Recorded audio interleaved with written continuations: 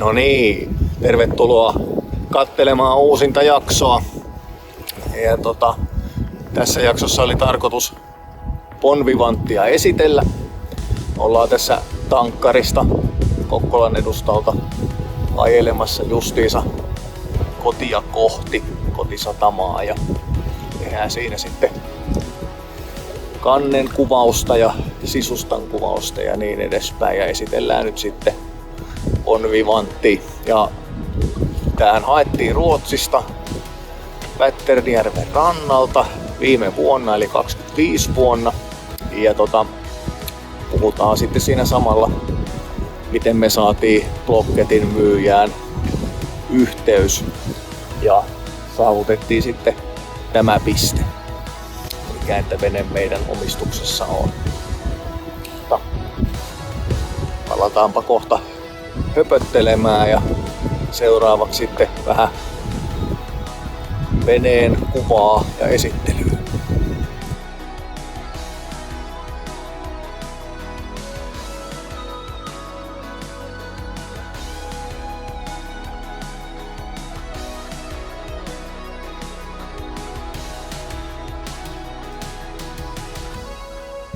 No niin, katsellaan kansia istumakaukaloasioita kanssa sitten. Eli vähän keli on tämmönen, että tuulee, että saattaa vaikuttaa ääneen, mutta täältä meiltä löytyy pari vinssiä purjeiden nostamiseen, säätämiseen tarkoitettuja, ja olikohan toi 30, joo, 2 30 ja 2 24.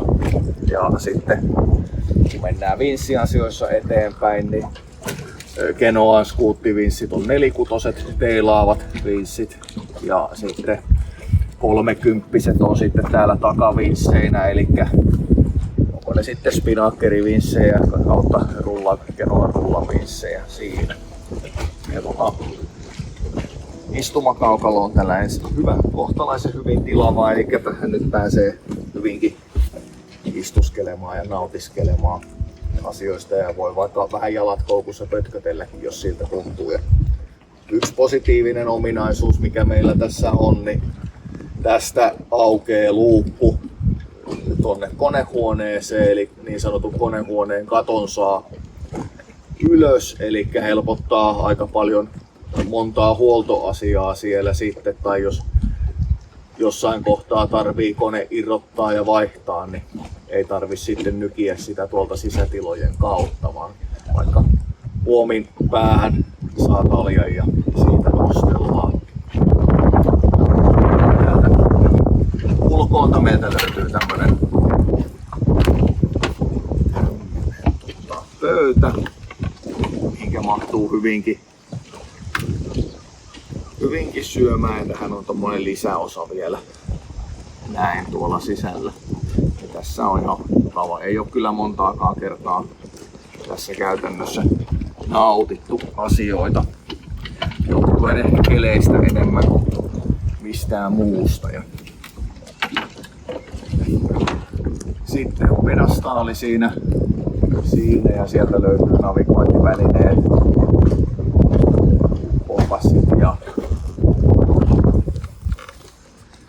vaihteen hallintavivut ja kaasukahvat täältä, ja sitten koneen taulu, käynnistykset ja sammutukset ja muut sieltä. Ja tuohon tulee tuo Autohelm 4-tonninen meidän autopilotti kiinni, ja sehän on ruoripilotti, niin sen vehkeethän on tässä, moottorit ja systeemit on tässäkin. Ja muutama vinssitasku täällä, vinssin kahvatasku tuolla, niin ne on siinä käpeästi saatavilla.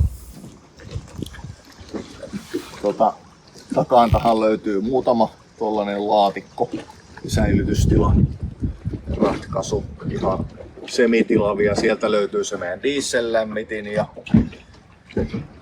ja semmoista. Ja toiselta puolelta löytyy sitten kaasu- ja sähkövermeitä sieltä. Semi täynnä se laatikko.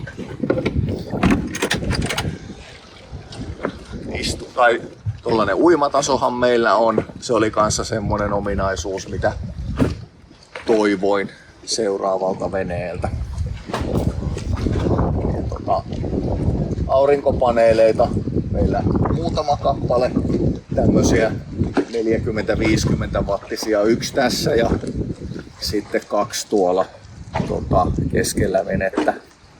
Näkyy vähän myöhemmin tässä jaksossa. Turvallisuuteen liittyen on tuollaisia automaattisesti täyttyviä pelastusrenkaita ja heittoliina tässä. Ja sitten itsensä kiinnittämiseen valjassysteemit siinä. Ja siinä näkyy meidän ankkurointitelinekin ja sitten liinat.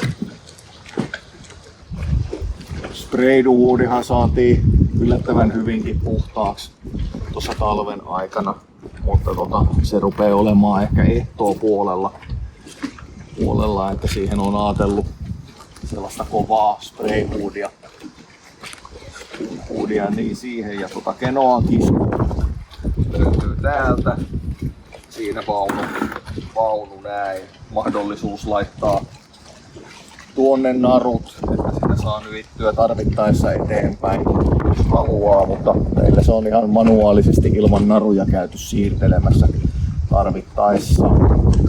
Ja ison osalta levankikiskohan sijaitsee tässä sprayhuudin tässä eessä ja kiinnitys tuohon puomin keskiosaan sitten näin. Ja tämä isopurjeen skuutti oli vielä ajatus minulla, että heitettäisiin se tosta noin tonne maston jalkaa ja sieltä sitten tänne näin, kun tämä nyt vähän tässä ahistaa siinä, mutta tulevaisuudessa korjaantuu sekin. Siitä näkyy ne meidän 2 muuta aurinkopaneelia, mitä on, ja näkyy myös sitten toi luukun, tollanen manuaalinen ilmastointi, eli pelkkä reikä siinä. Mastohan meillä seisoo tässä kannella, 15 metrinen noin suurin piirtein ja on 4,1 vai mitähän tuo puomi oli, Isomatin ranskalaista alkuperäislaatua se. Ja maston huippu rikihän tämä on, eli meidän Genoahan on täysmittainen kolmio tuosta eestä ja iso on vähän pienempi. Spinaakkerivarustus meiltä löytyy, eli tuolta löytyy puomi ja sen kiinnitys mastossa tässä. Ei ole vielä käytetty.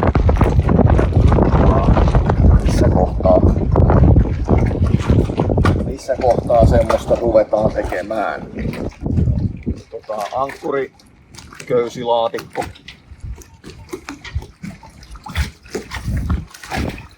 Löytyy täältä. Ja siellä on köysiä X määrä ankkuriköyden lisäksi. Minkäänlaista manuaalista tai sähköistä ankkurivinssiähän meillä ei, että se on ihan tästä kiinni, että kuinka se ankkuri sieltä nousi.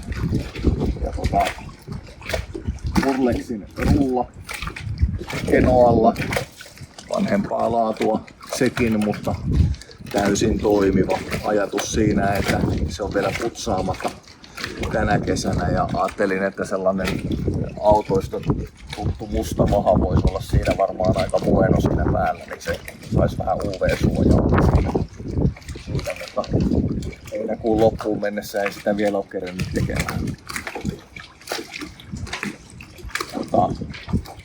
Knaapejahan meillä on täällä keulassa 2 kappalein molemmilla puolilla, mutta sitten taas keskiknaapia se meitä tästä puuttuu tästä veneestä, sitä parissa kohtaa olisi tarvittu, mutta ehkä se voisi järjestyä silleenkin, että tekisi tuohon varvaslistaan semmosen tai tekisi siihen köyden, missä olisi joku suoja, että se pääsisi tulemaan tästä varmaslistan reiästä ja sen saisi kiinnitettyä tänne takaknaappiin. Niin sekin varmaan olisi ihan hyvä ratkaisu siihen hommaan. Ja katsotaan, miten se asia edistyy tulevaisuudessa, mutta näin tilanteet nyt tällä hetkellä. Veivisteihän meillä tässä rikisysteemissä on.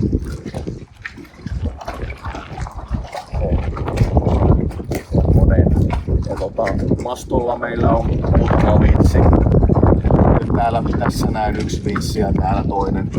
Ja varmaan reivivinssiksi tarkoitettu, mutta tällä nyt on käytännössä nostettu tuota kenoa ylös.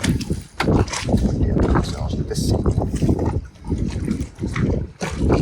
Mutta siinäpähän sitä kansirakennetta.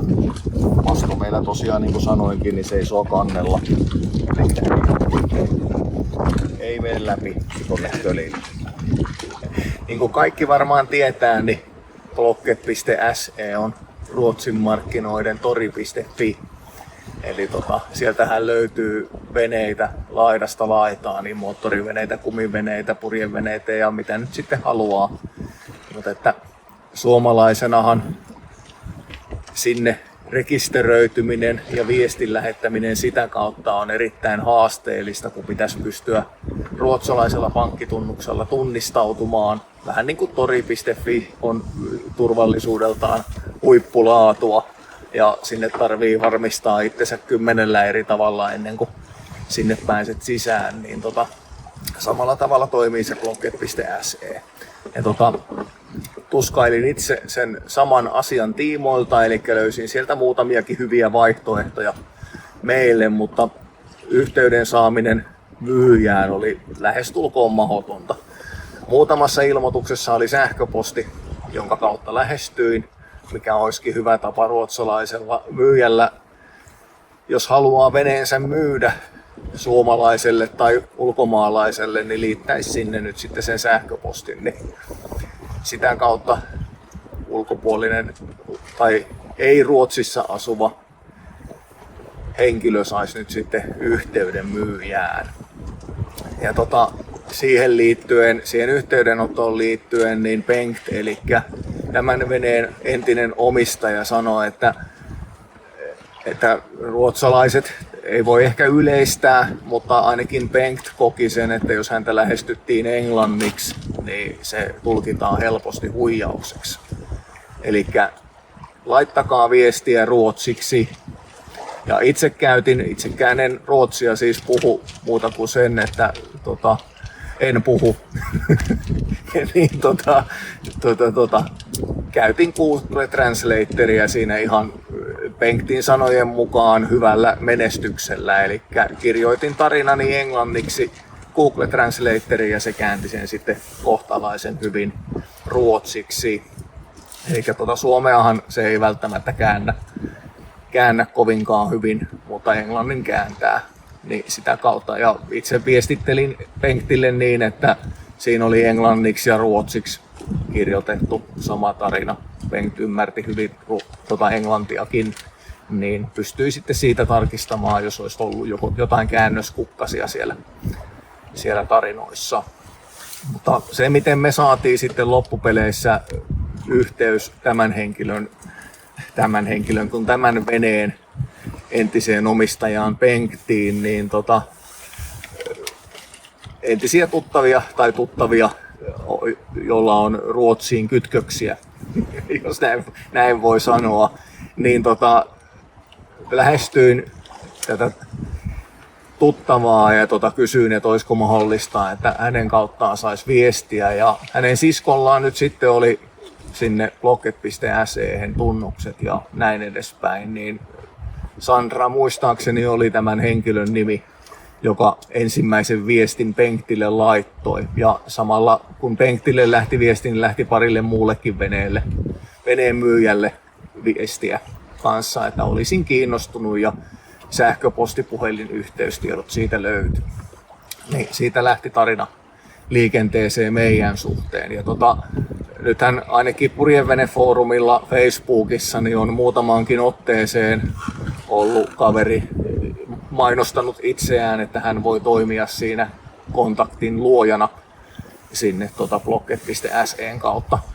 En nyt satu muistamaan nimeä enkä tiedä, mutta varmaan sieltä Purjevenefoorumilta tämän kaverin yhteystiedot löytyy ainakin. Sitten jos ei jotain tuttavaa sukulaista, joka siellä asuu tai olisi Ruotsin kansalaisuus, jolla olisi mahdollisesti rekisteröitynyt sinne Blocket.se. Mutta näin onnellisesti meillä meni, että homma lähti siitä eteenpäin.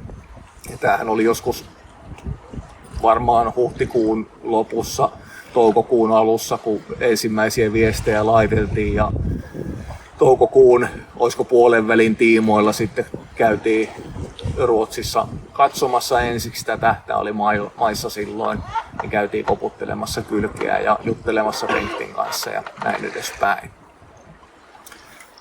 Silleen meillä homma onnistui. Ja syy meillä tai minulla hakea Ruotsista vene on se, että tämänkin koko luokan veneitä, Beneteau First 38 tämä on, niin tämän koko luokan markkinat Suomessa on aika rajalliset ja varustelutaso sitten voi olla myös se, mikä ehkä siellä Ruotsissa on parempi, siellä nyt Seldenit ja muut vastaavat merkit löytyy, niin voi olla siltä kautta sitten vähän paremmin hoidettu huolto ja näin edespäin. Mutta itse on tyytyväinen, meillähän nyt ei sitä uusinta uutta ole oikeastaan missään nurkassa. Kaikki on tällä hetkellä toimivia vanhoja välineitä, mitä mennään. Puhutaan nyt sitten tuuli-instrumenteista, navigointi-instrumenteista, moottorista, purjeetkin semivanhat, mutta toimivat. Niin ihan on täysin tyytyväinen tähän pakettiin. Tämä hintataso tietysti, kun markkinat on siellä isommat, niin hintataso tietysti on myös sitten oletettavasti halvempi kuin Suomen markkinoilla. Ja Suomessa perinteisesti kun myydään jotain, niin sehän on rakas lapsi, joka on tunnearvo plus se oma tai arvo, markkina-arvo ja sitten vielä vähän ekstra lisää, että tinkivaraa. Ja tuntuu, että Ruotsissa ja varsinkin Saksassa hinnoitellaan asiat silleen, että se olisi jo vähän niin kuin markkina-arvoinen se tuote, mikä myydään. Eli saksalaiset ainakin tuppaa jopa suuttumaan siitä, jos niiltä rupeaa tinkimään jo ennen kuin tuotetta on kerennyt edes näkemään. Että siihen kaatuu ainakin meikäläisen kohdalla muutama kauppa sinne Saksan maalle. Että ei ollut sitä yhteistä kaupankäyntikieltä. Mutta ei mitään, laita vaan kysymystä kommenttikenttään, jos tuntuu, että täältä voi saada vinkkiä, vihiä tähän asiaan, niin vastailen kyllä mielelläni, mutta en todellakaan ole mikään asiantuntija tässä teemassa, mutta näin meillä meni hommat. Niin, hankintaprosessista vielä sen verran, että myöhän tehtiin tosiaan siinä toukokuun puolen välin tiimoilla se ensimmäinen katselmus sinne ja mentiin Ruotsin lautalla auton kanssa yli ja omalla autolla sitten ajeltiin Askersuntiin. Ja siellä hoidettiin hommahimaa ja tultiin laivalla sitten takaisin. Eli siinähän tietysti muodostuu kustannuksia, mitkä pitää ja kannattaa ehkä huomioon ottaa siinä, että onko se sitten kumminkaan halvempaa ostaa se vene sieltä Ruotsista.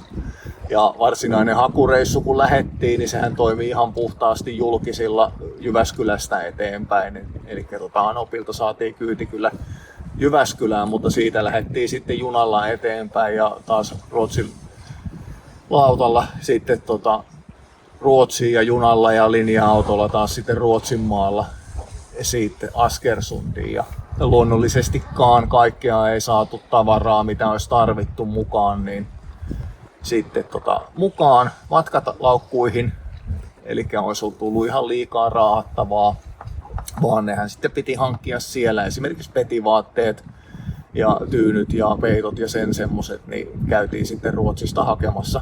Onneksi Bengt lainasi siinä kohtaa autoa, niin päästiin sitten ostoksille.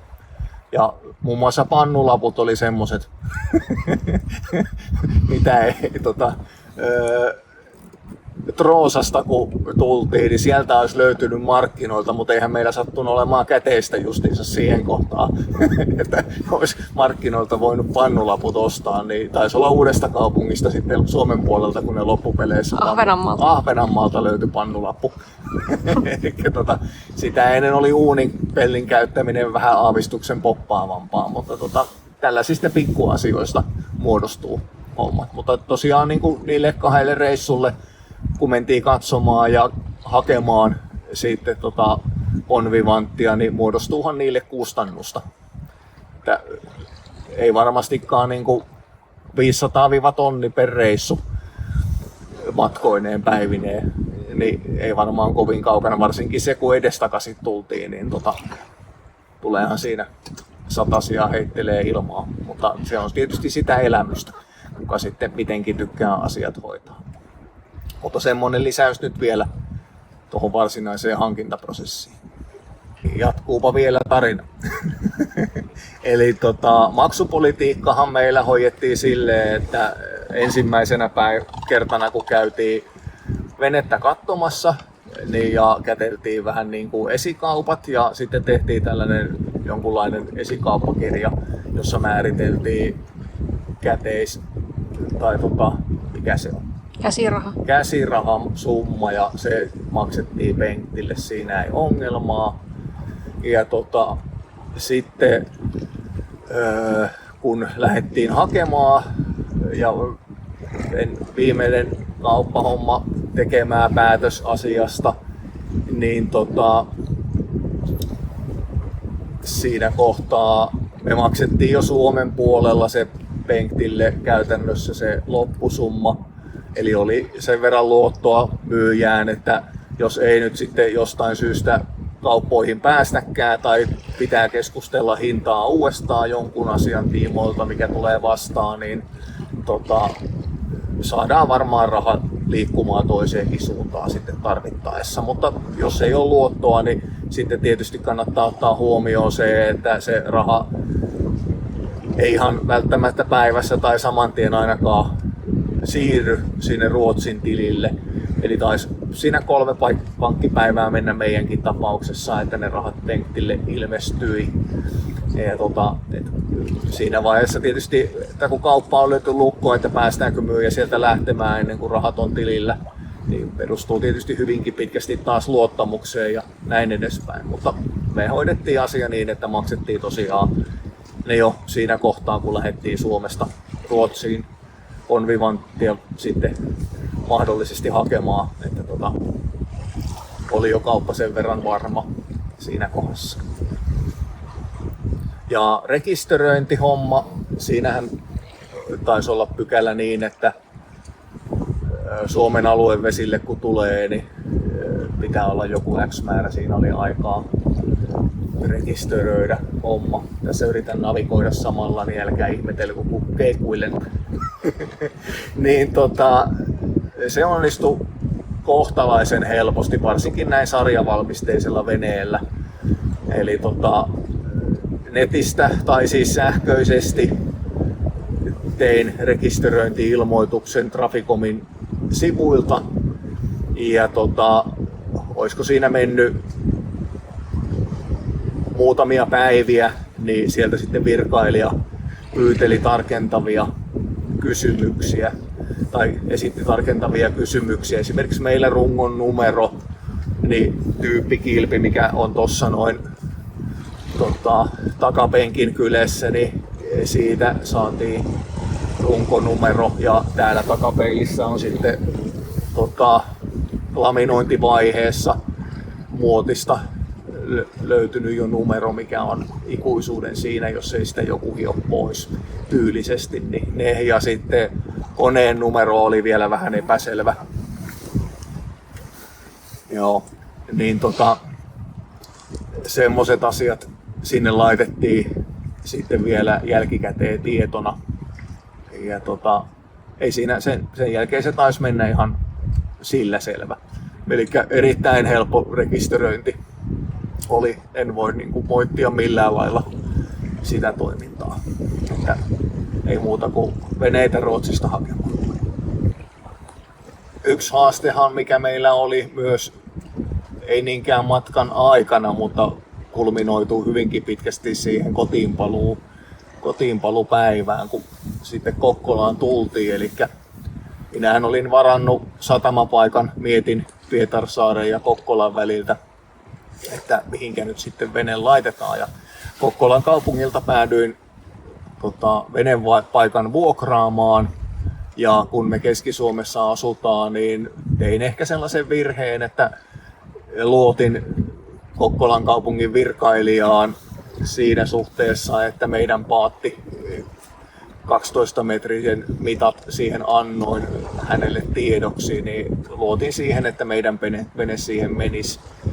Ja näinhän sitten kävi, että niin kuin tarina kertoo edellisistä jaksoista, että venehän ei niihin nyt sitten asettunut tai olisi ollut kovinkaan hyvä tuolla Suntinsuun satamassa sitten oikeasti, mutta enhän minä voinut sitä asiaa myös tietää, kun ei paikallistuntemusta ole ja näin. Ja jossain määrin olen ollut sellainen purjehdusseura vastainen tässä asiassa, mutta vannomatta paras 2 purjeseuran jäsenenä tälläkin hetkellä päästelen menemään. Kiitos vaan GSF ja Kokkolan purjehtijat, että olen päässyt riviin kummaan. Voin sitä nyt sanoa. Pyöriinkö vielä? Ja jonkunlainen taisteluprosessihan oli, että saatiin sitten Kokkolan kaupungilta rahat takaisin tuosta varatusta paikasta, eli niinhän siellä lukee paikkavarausta tehdessä, että vuokraaja itse varmistaa sen, että venepaikka on sopiva, eikä rahoja lähtökohtaisesti palauteta, mutta viestintä oli tietysti vähän heikohkoa siinä kesäkuukausina Kokkolan kaupungin virkamiehiltä, mutta Kokkola.fi-sivun kautta laitoin muistaakseni sitten lokakuussa viimeisen niitin yleisen palautteen asiasta, että mitenkä minun mielestä asiat meni ja että koin vääryyttä asiassa ja niin edespäin. Ja laitoin sen myös, että tämän palautteen saa julkistaa, jos siltä tuntuu. Ja en tiedä, onko sitä julkistettu, mutta se sai ison pyörän pyörimään niin, että saatiin sitten reilu 400 € palautuksena sitten Kokkolan kaupungilta. Iso kiitos siitä virkamiehille ymmärryksestä tavallista ihmistä kohtaan. Mutta Kokkolan purjehtijoiltahan saatiin silloin samana iltana, soitin kommandorille ja kyselin, että olisiko mitenkään mahdollista, että teiltä löytyisi laituripaikka tämmöiselle paatille, ja se nyt sitten onnellisesti pyörähti siitä sitten asia paikoilleen. Ja siinä paikalla ollaan edelleen. Kiitos vaan siitä. Mutta siinä oli nyt lyhykäisyydessään, mitä sanoo mamma sieltä? Talvipaikka toisella puolella. Niin joo, ja talvipaikka tosiaan GSF:n puolelta järjestyi, eli ei tarvinnut maksaa tonneja sitten kenellekään kaupalliselle siitä, että saadaan, mutta tokihan sekin aiheutti, että piti se talvipukki tehdä, ja olihan siinä viime syksynä aika paljon kaikenlaista hulapaloota ennen kuin Von Vivanti oli talviteloilla ja peiteltynä ja peitteitä korjattuna ja pari kertaa käytiin kattelemassa ja peitteet oli riekaleina ja vedastaalihuppu oli kateissa ja kaikenlaista. Oppimiskäyrä oli siis jyrkkä tässäkin teemassa. Mitäs mä olin sanomassa? Niin, siinä tosiaan oli nyt Blocket.se ja kaupankäynnin vinkkiä, miten meillä homma meni. Ja kaikki, mitä nyt mieleen tuli, kompastuskiviä, mitä meillä matkalla oli, niin että voit onnistua vähän paremmin asiassa. Ei tarvitse tehdä ihan kaikkia samoja virheitä kuin meikäläistä.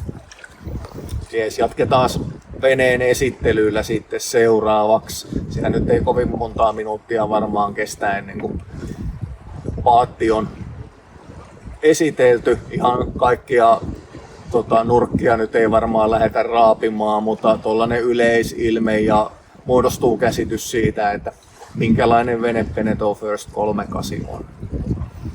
No niin, katsellaan sitten veneen sisätiloja. Eli tässähän meillä on navigointipiste. Ihan perinteinen, ei mitään ihmeellistä. Täällä penkin alta löytyy työkaluvarasto. Ja reunasta vähän säilytystilaa. Sinne on yleisesti ottaen nostettu meidän navigointisysteemit ja muut silloin, kun ei lähdetä tai olla liikkeessä. Ja sulaketaulu, radiot ja muut systeemit. Ja perinteiseen tapaan navigointipöytä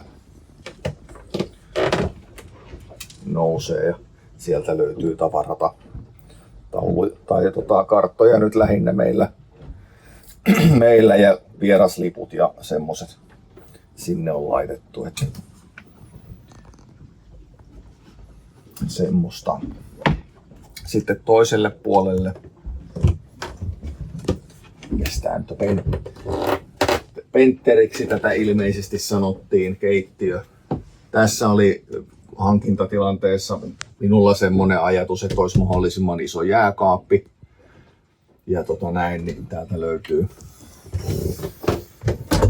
120 litraa kylmäsäilytystilaa.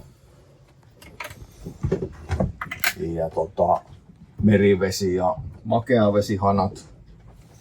Kaikki on painevettä, eli ei ole jalkapumppuja.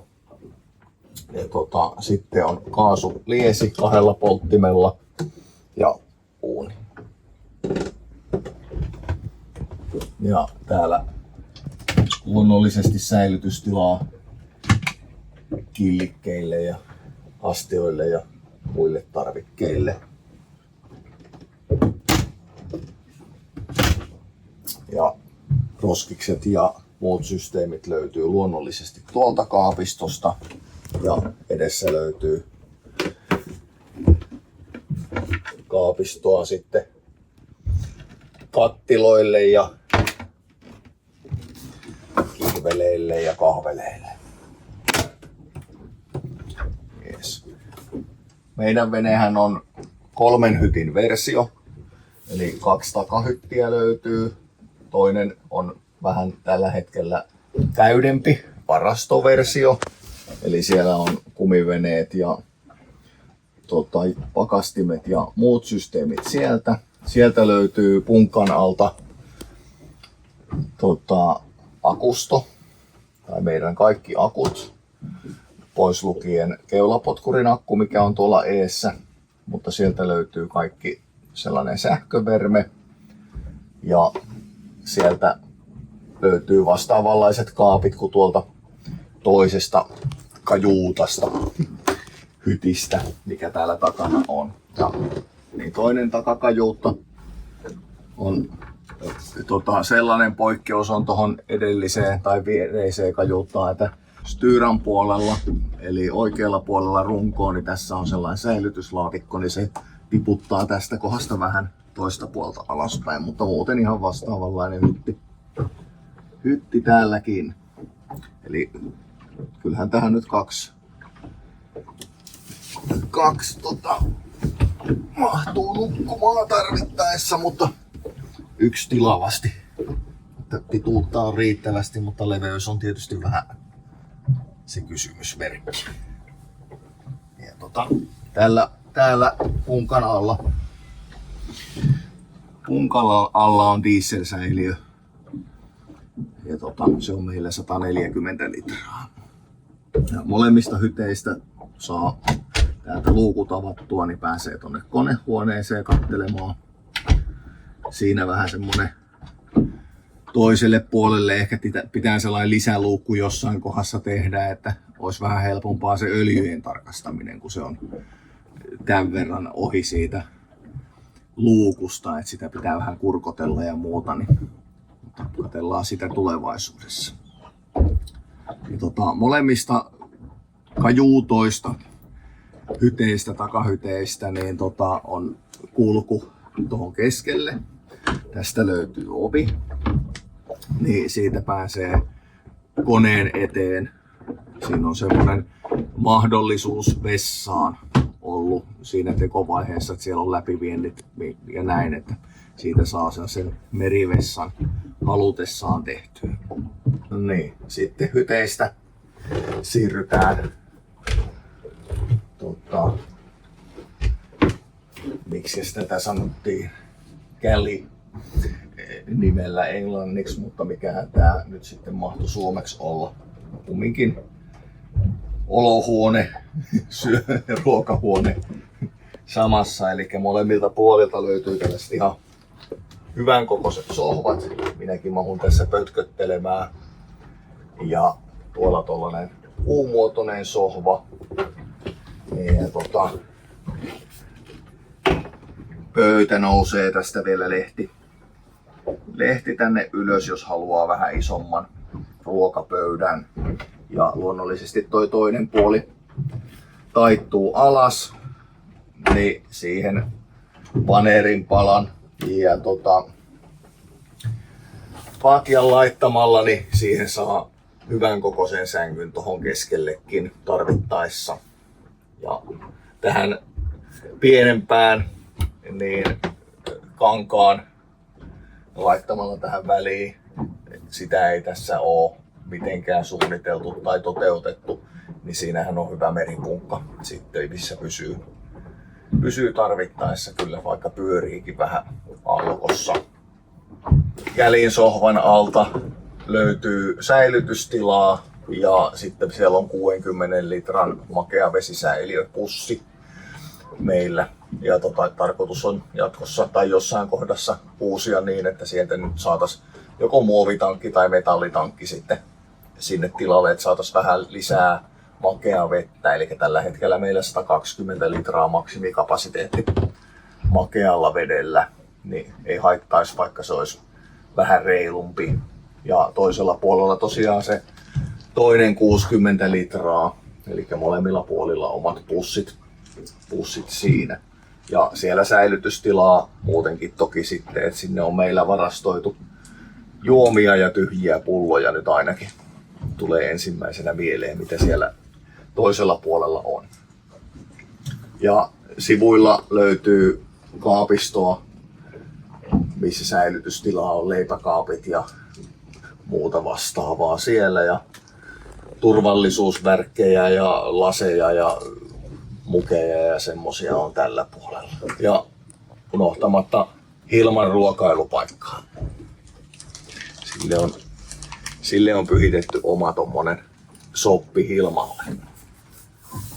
Ja diesellämmitinhän meillä on asennettu. Se vaatii vielä raitisilmaputken laittamista ja kaikki sellaista pientä, mutta tänne olohuoneeseenhan tulee tällainen yksi venttiili. Vähän keskeneräinen sekin homma. Molempiin takakajuutan hytteihin tulee putket, eli 3 lähtöä tai tuloa on siitä diesellämmittimestä tänne näin. Mutta sitä käytetään tarvittaessa. Ja pilssiin pääsee tästä lattialta katselemaan. Tässähän ei ihan mahdottoman kokoinen pilssi oo, mutta tommonen pieni syvennys sieltä löytyy. Sinne pitää jossain kohdassa asennella sellainen automaattinen pumppu, että minkä voi jättää sitten, että se lähtee käyntiin, kun siellä vesitaso nousee, mutta siellä ei ole, että aika lailla kuiva vene sen suhteen, että mitä pilssiin kertyy vettä, että siellä ehkä 1-2 senttiä maksimissaan vettä on ollut koko reissulla, enkä ole kertaakaan sitä pilssipumpulla tyhjentänyt koko kesänä. Että silleen hyvinkin kuiva vene.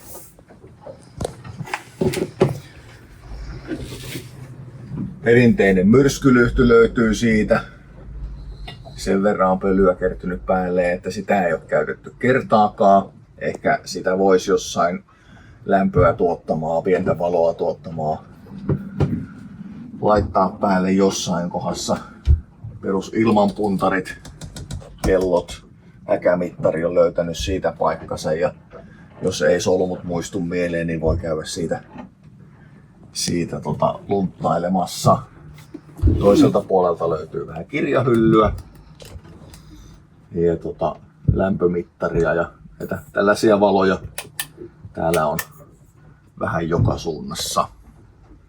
Ja järisyttävä äänentoistojärjestelmä. Vätternjärven pohjoispuolella Askersundi, niin Askersundin viiri on meillä tauluun laitettu. Se oottelee seinälle pääsyä. Siihen ajateltiin, että Bengtin kuva kun vielä saadaan siihen mallattua tuohon samoihin kehyksiin, niin sitten se on hyvä tonne valmis seinälle. Mutta se on tuloillaan. Sitten kun mennään vähän eteenpäin, niin löytyy meidän vessa.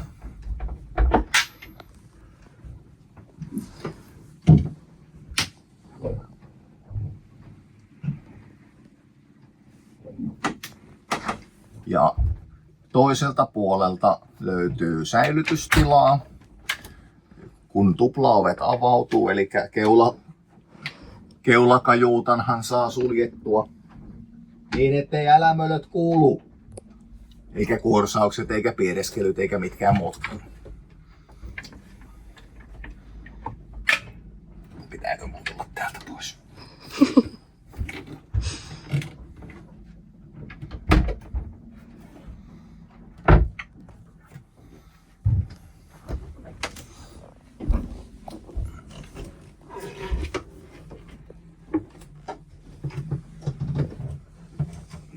Niin, sitten ollaan keulakajuutassa, V-hytissä, vai miksiköhän tätäkin kutsutaan nyt sitten. Eli tämähän on tämmönen V-muotoinen, eli kapenee tuonne keulaan. Mutta tässä ollaan mamman kanssa semisopuisasti mahuttu. Välillä mamman valittaa, ettei se mahu pitkäkseen tuonne kunnolla suoraksi nukkumaan, mutta tehdäänkö tähän sitten sellainen lisä, niin kuin tässä nyt tällainen vähän niin kuin täällä puolella lista onkin, niin sais vielä tehtyä pienen lisäosan tohon noin, niin ehkä se ratkaisee ongelmaa. Mutta täällähän mahtuu itekseen nukkumaan ihan hienosti näinkin päin. Ja tohon nyt sitten jääsivulle tilaa sen verran kun jää. Ja täällä säilytystilaa molemmilla puolilla tollaset lokerot. Ehkä voi jatkossa miettiä, että tekeekö siihen sellaista kaappia, missä on liukuovea tai muuta, mutta ihan hyvin on toiminut näinkin. Ja säilytystilaa tässä styran puolella. Sitten kaapistoa niin, että sinne mahtuu vaatteita säilytykseen sinne ja kaapin päälle sitten muuta tärkettä. Ja Hilman vessa on tuolla alhaalla. Siinä on hyvä heräillä, kun Vilma käy tekemässä aamutoimiaa siihen. Ja täältä punkan alta löytyy meillä keulapotkuri akkuineen ja sitten septitankki löytyy täältä. Tai tällä hetkellä vielä 2 erillistä septitankkia, 40-litrainen ja 30-litrainen, mutta ajatusmalli olisi, että jos ne saisi yhdistettyä yhdeksi tankiksi, niin siinä nyt tulee vähän lisää volyymia ja olisi sitten ehkä yksinkertaisempi järjestelmä. Ilmanvaihto täällä veneessä on tällä hetkellä toteutettu niin, että tässä keulapunkan luukussa on tollanen aurinkovoimalla toimiva tuuletin, mikä pyörii silloin kun siihen paistelee aurinko. Ajatusmalli, että saataisiin siihen nyt sellainen akkuversio myös jossain kohdassa, mutta niin, että se siirtyisi mahdollisesti se tuuletin tuohon vessaan. Eli sieltähän me halutaan käryt pois. Tai sitten toinen vaihtoehto, että laitetaan sinne toinen tuuletin sinne, joka poistaa sitten täältä. Ja luonnollisesti se ottaa sitten korvausilmaa tuolta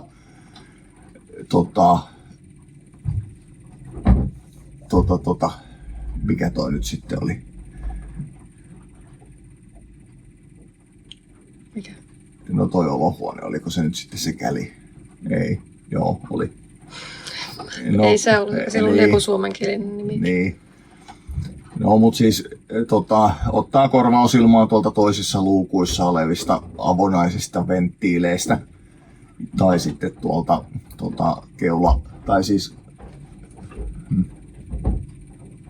mistä nyt sitten kuljetaan sisään, niin ottaa sieltä korvausilmaa sitten niistä venttiileistä. Mutta joka tapauksessa niin, että olohuoneesta vessasta ja täältä eestä mahdollisesti toimisi poisto ja muualta sitten tulee imu. Mutta ihan hyvin on tällä yhdelläkin tuulettimella ilma vaihtunut ja kosteudet hävinnyt, että sinänsä ihan positiivinen näinkin. Siinä taisi nyt sisätilat olla semikattavasti kerrottuna.